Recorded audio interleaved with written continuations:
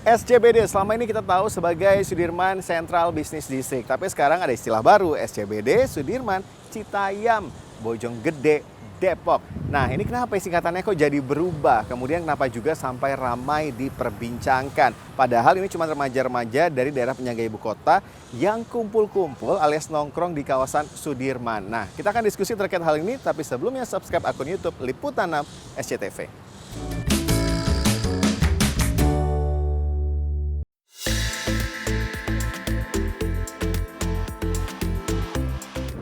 Nah, yang lagi viral itu SCBD, Sudirman, Citayam, Bojonggede, dan juga Depok. Fenomena ini asal-muasalnya dari video di medsos tentang aksi remaja dari wilayah Citayam, Bojonggede, dan daerah penyanggah lain yang kumpul-kumpul di kawasan Sudirman. Dari situ, mulai dilihatlah bagaimana gaya mereka, busana mereka, sampai apa yang dilakukan mereka. Ya, makin lama jumlah mereka semakin membludak, apalagi kalau malam minggu. Aku Lena, Clara. Bojonggede.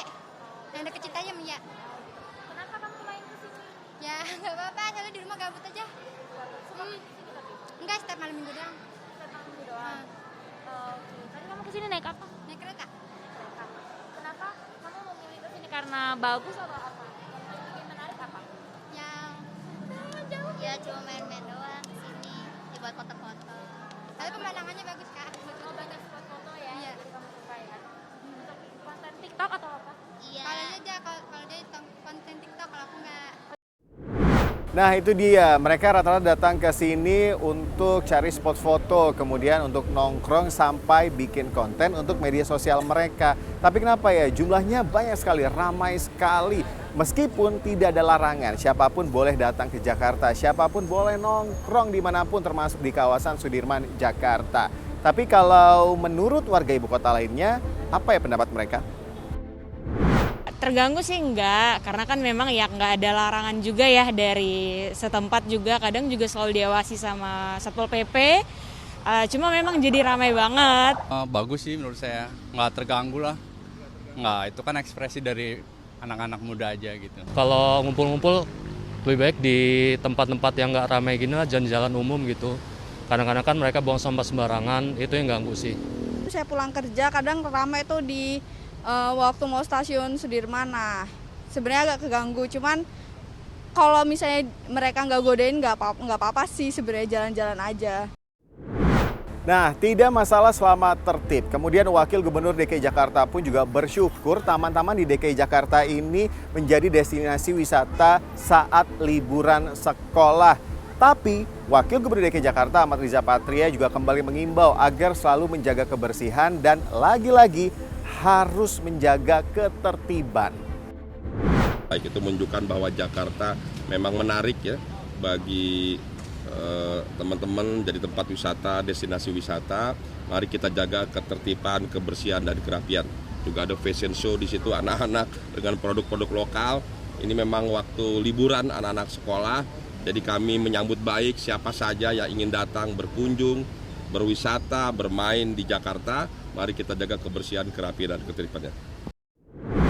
Lalu dengan adanya fenomena SCBD ini, apa dampaknya bagi kehidupan sosial di ibu kota?